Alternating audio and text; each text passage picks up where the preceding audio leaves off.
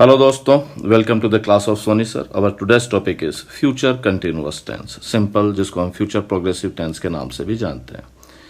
बात फ्यूचर की है, काम फ्यूचर में हो रहा है, घटना फ्यूचर में हो रही है। आप कंटिन्यूअस को प्रोग्रेसिव में अब तक प्रेजेंट और पास्ट में भी जानते आए हैं। फ्यूचर एक पीरियड ऑफ टाइम में, एक फ्यूचर के एक पीरियड में एक पर्टिकुलर इंसिडेंट आकर होती है और हम समझ लेते हैं। हिंदी वाक्यों में इसकी पहचान सिंपल सी है कि हिंदी वाक्यों के अंत में रहा होगा, रही होगी आदि आते हैं। फ्यूचर में अगर प्लूरल में बात करते हैं तो वह रह जाएगा रहे होंगे, हमारा सब्जेक्ट अगर प्लूरल में है तो सिंपल रहा होगा, रही होगी आदि एक पर्टिकुलर पीरियड में फ्यूचर में हो रहा होगा। स्ट्रक्चर देखते हैं इसका। इंग्लिश में इसके स्ट्रक्चर को समझते हैं। उसका स्ट्रक्चर है सब्जेक्ट, सब्जेक्ट के बाद विल और shall, then be plus ING form of verb, then object and then other complementary parts, place, time etcetera.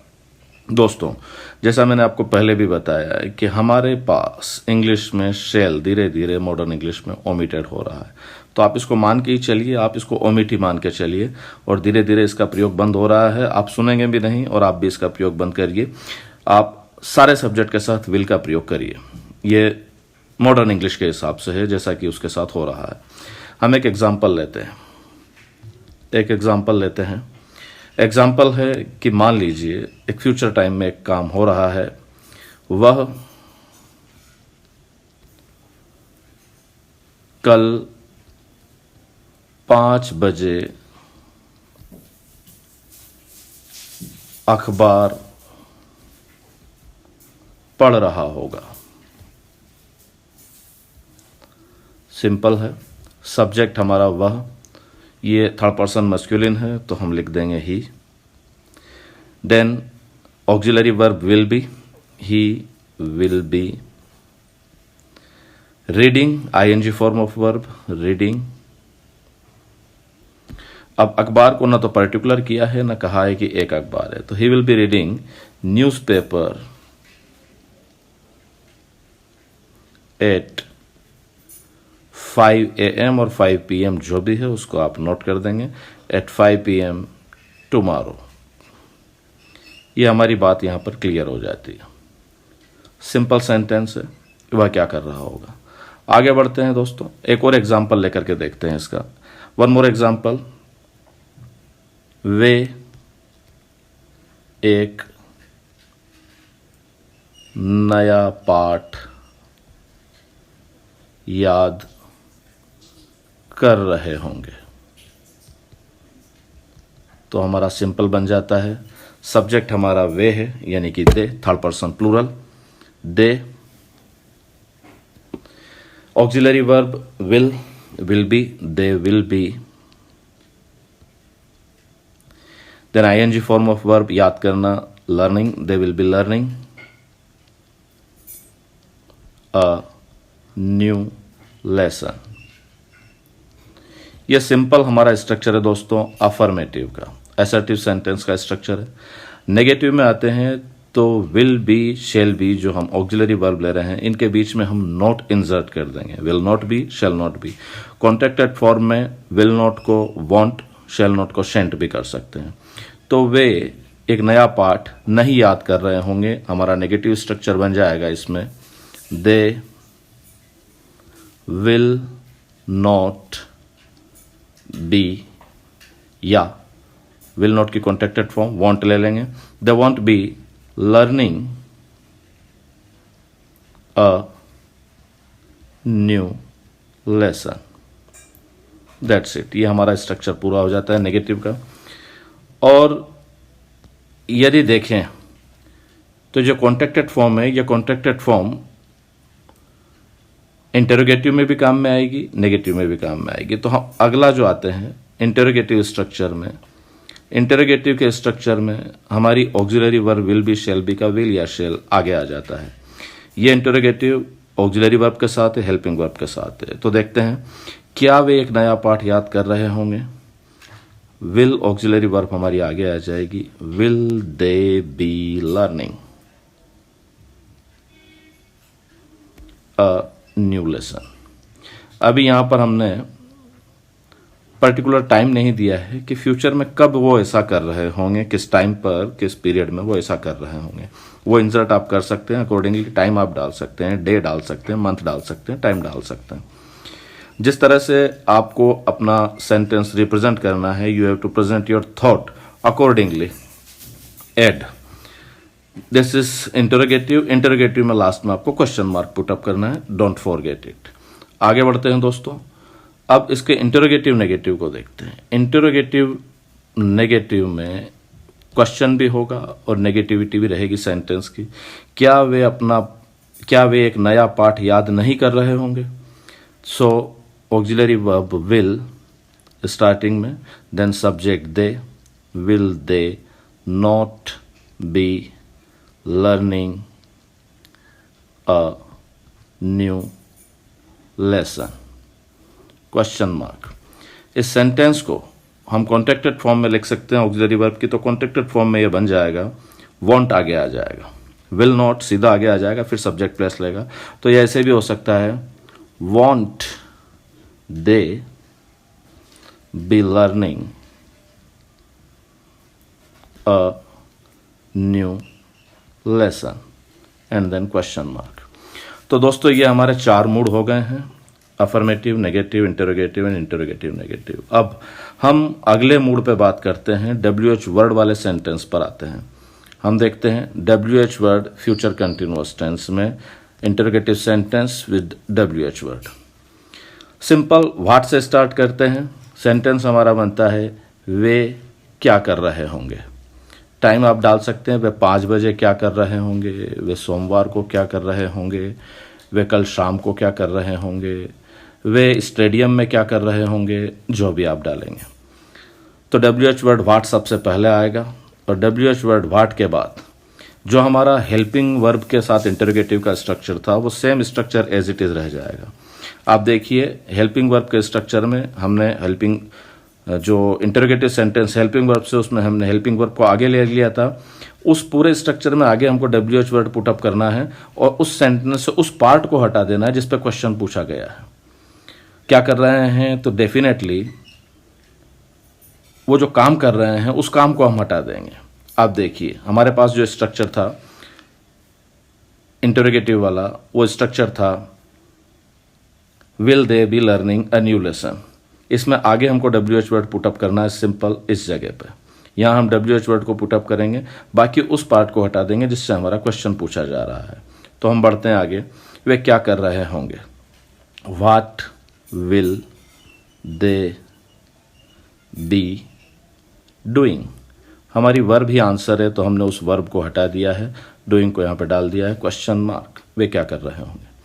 WH word when से लेंगे, वे एक नया पाठ कब याद कर रहे होंगे। When will they be learning a new lesson, question mark. वे एक नया पाठ कहाँ याद कर रहे होंगे। Where will they be learning a new lesson. कैसे याद कर रहे होंगे। How will they be learning a new lesson. क्यों याद कर रहे होंगे। Why will they be learning a new lesson. और ये हमारे सेंटेंस बन जाते हैं। इन WH वर्ड को यदि नेगेटिविटी पे लेते हैं कि वे क्या नहीं कर रहे होंगे, what will they not be doing, हमारा सब्जेक्ट के बाद नॉट यहां प्लेस लेगा, या फिर हम कॉन्ट्रैक्टेड फॉर्म में ले लेंगे, वे क्या नहीं कर रहे होंगे, what want they be doing, ये हमारा हो जाता है।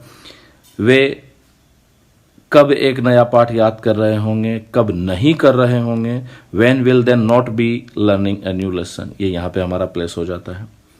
आगे बढ़ते हैं दोस्तों, WH वर्ड के इंपॉर्टेंट पार्ट हम विच और हुज पे बात करते हैं। हमारा विच और हुज का प्रयोग बड़ा इंपॉर्टेंट है।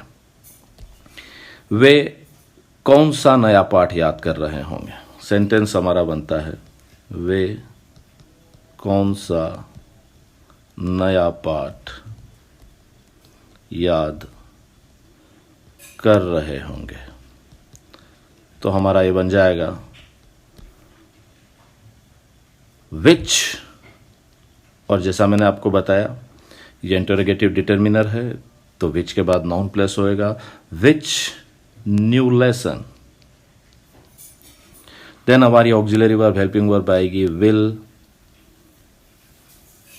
दे बी लर्निंग।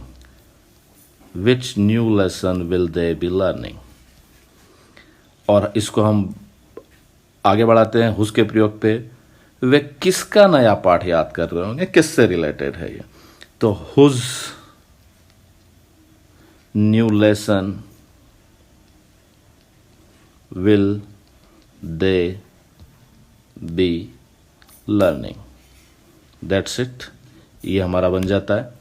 एक हु का प्रयोग है, तो कौन नया पाठ याद कर रहा होगा, हु के प्रयोग को समझ लेंगे। तो हमारा हु का है कौन नया पाठ याद कर रहा होगा, who will be learning a new lesson. That's it, question mark, ये हमारा सेंटेंस बन जाता है। और इस प्रकार you can frame as many sentences as you wish. जितने आप सेंटेंस बनाना चाहें उतने आप सेंटेंस बना सकते हैं। The more you frame the more you will be familiar. The more you frame the sentences, you will be familiar with the use of future continuous or future progressive tense. एक और उदाहरण लेते हैं, आपके concept को थोड़ा एक thoroughly एक और एग्जाम्पल लेकर के हम उसको एक बार समझ लेते हैं। आइए दोस्तों, एक एग्जाम्पल हमारे सामने है। वह आज, बात आज की है लेकिन बात फ्यूचर टाइम की हो रही है। वह आज अपने घर को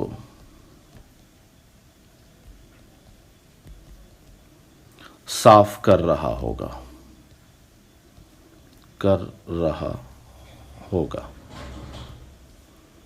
टाइम आप डाल सकते हैं। सेंटेंस हमारा बन जाता है ही will B cleaning his house today.